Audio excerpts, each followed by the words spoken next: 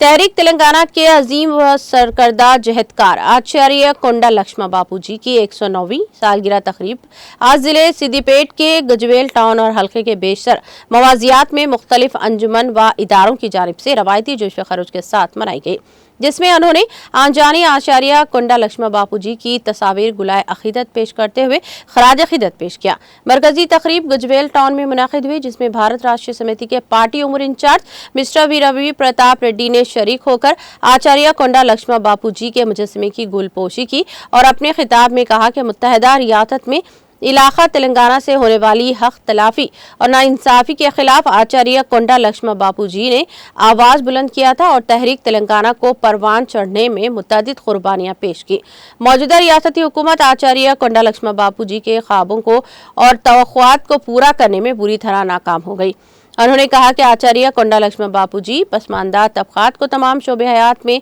बराबर का हिस्सेदार बनाना चाहते थे।